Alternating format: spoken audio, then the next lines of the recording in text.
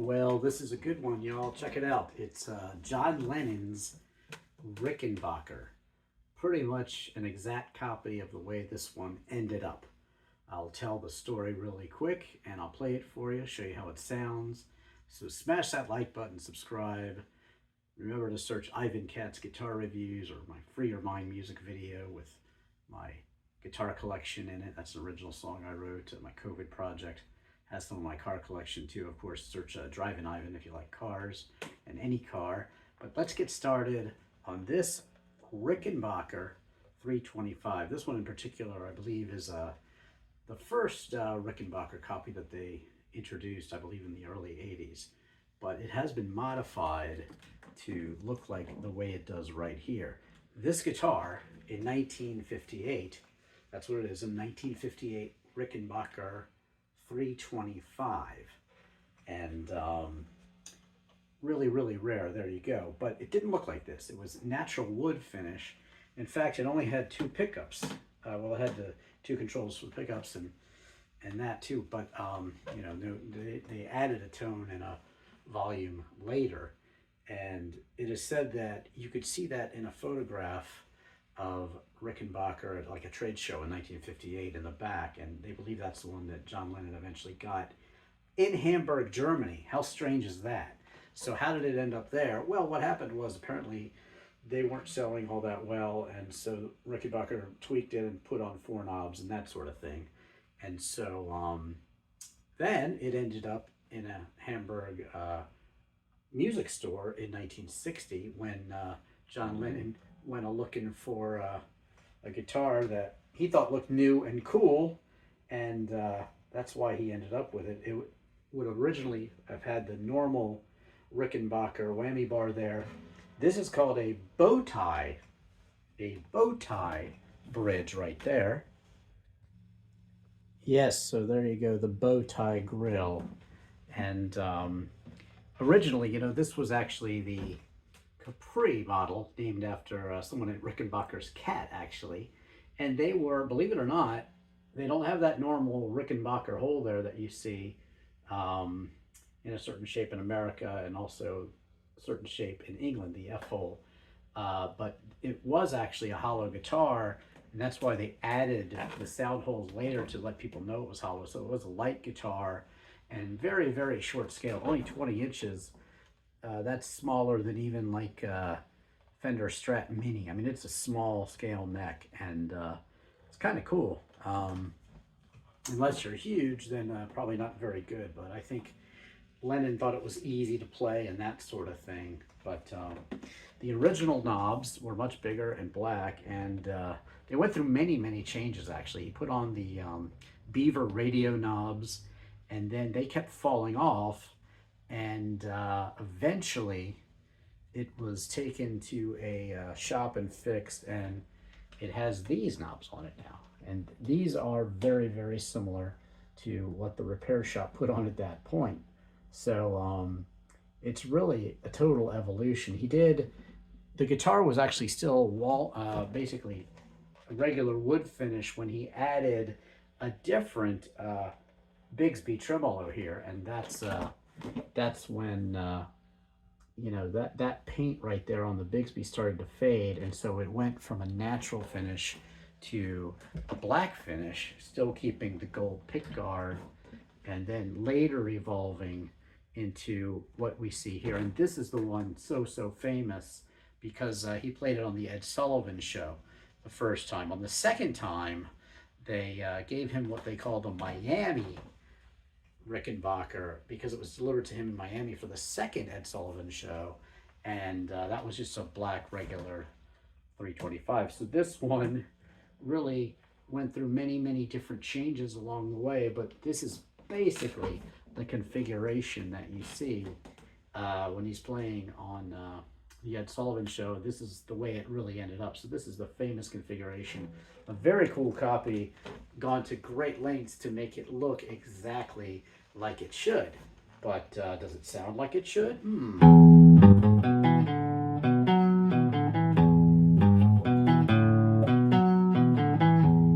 Well, you know, you be the judge. Change it up a little bit here.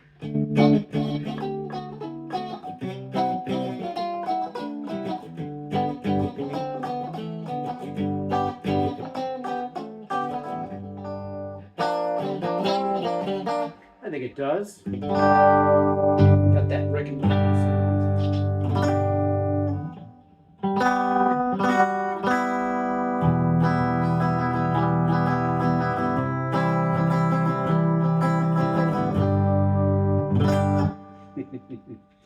Very, very cool. So that basically is the history of this Rickenbacker 325 Capri, sorry, 1958.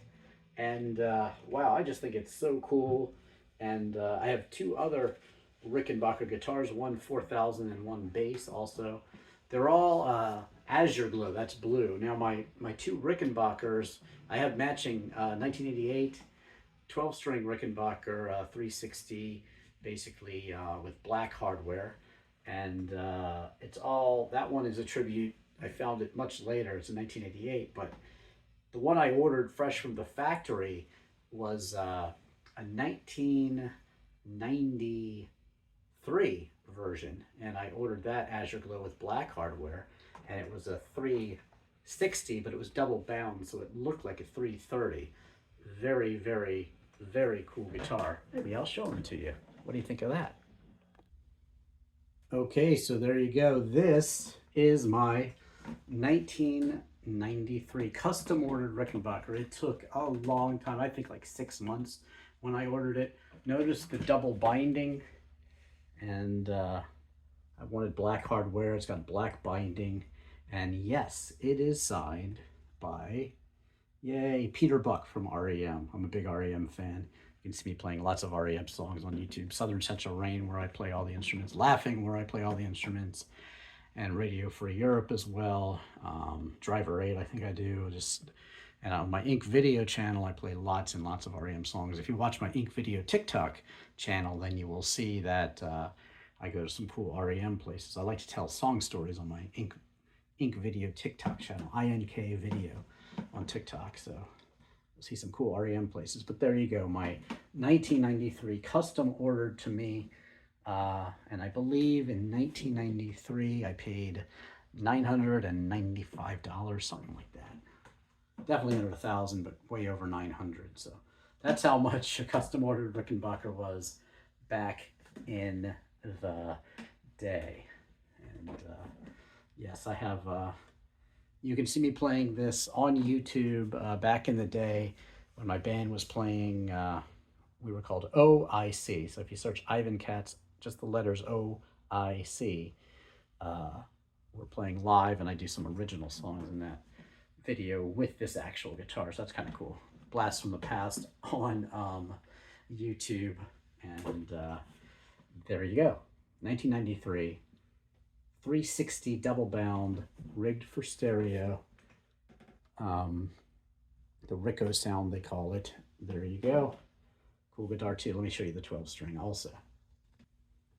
Okay, and this is the similar 1988, matching to my 1993 Rickenbacker 360 12-string. A 330 would have had more pointy ends here, and it would not be stereo, and it would have the dot neck instead of these fancy kind of shark tooth inlays here.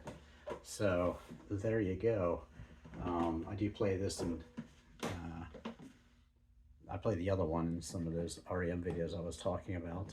I've used this one to record and such, but I'll probably use it in a video or two. Yes, Hotel California, where I do a cover of Hotel California. I play this, and so you'll see it in that video too if you want to.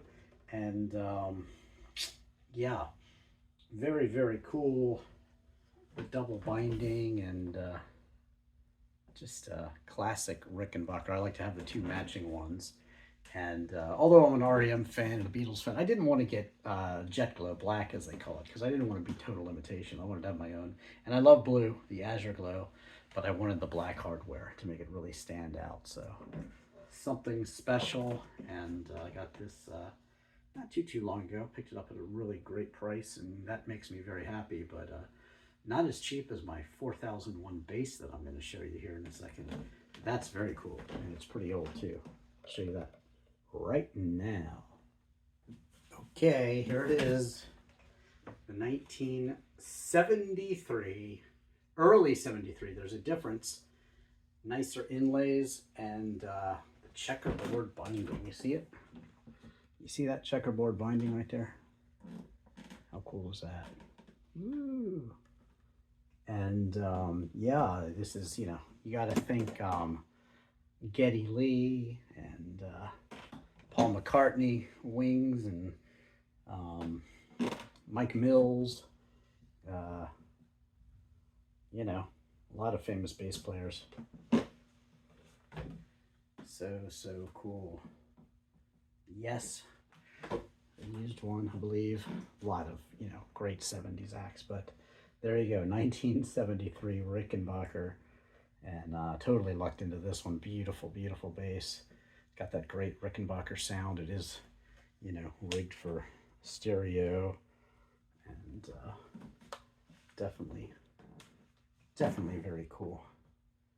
So there you go. That's my Rickenbacker collection as it stands at the moment.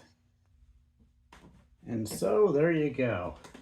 Back to the John Lennon 325 Capri Rickenbacker hollow guitar that he picked up again in 1960.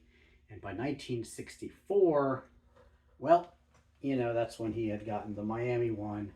And I think he wanted to retire this one and keep it at home with him. It's still, of course, in the family. I'm sure Sean and hopefully Julian too have it and enjoy it and play it. And it lives on. You know, these guitars are just so cool, and well, hopefully they're kept in decent shape and kept, you know. John Lennon's was very beaten up by the end, and he used to just lose the knobs all the time, and so he replaced them. And then again, this is what it looked like in 1964 on that Ed Sullivan Show performance, the first one. So there you have it, a complete history of the basic history of his 1960 Rickenbacker 325. And this one again is an early, I think the first reissue that they did in the early 80s, and it's been kind of made to look exactly like it did on the Ed Sullivan Show. So there you have it. Smash that like button, subscribe, leave me a comment. Let me know what you think. What's your favorite Rickenbacker in my collection? Do watch those videos I mentioned where I play the Rickenbackers, Hotel California, my R.E.M. covers. I do a lot of covers where I play all the instruments. Just search IvanKatz and guitar, bass, drums, and you'll see all the many, many songs that I do. I like to record songs. I have a BR800, Boss BR800, and I show you how to use that recording multi-tracker. It's basically, it's kind of analog and digital feel at the same time. It is digital, but to me it has a real recording mixer feel, so I love that thing. Watch my literal video for Chris Isaac's Wicked Game, my Free Your Mind music video. Like I said, my OIC, my old band performances of my original songs. I think I played Past Relations, and what else do I play? Mystery too. And my What Would I Say video has my guitar collection in it, my old guitar collection, and Free Your Mind has my more current guitar collection, although it's always changing. And you can see I've been picking up a lot of guitars and reviewing them lately, so check those out. Watch my history of the Fender Mustang. Also, I play my whole collection of like 16 Fender Mustang guitars. I love Fender Mustangs too, so check those out. And again, thank you so much for watching. Check out my TikTok ink video and the real Drivin' Ivan, also my ink video on YouTube, and my IvanKatz Productions and DrivinIvanKatz. If you like cars, search any car in Drivin' Ivan. Thanks for watching. I am singer, songwriter, musician, and my music is out there. Singer, songwriter, musician, IvanKatz. Thanks so much.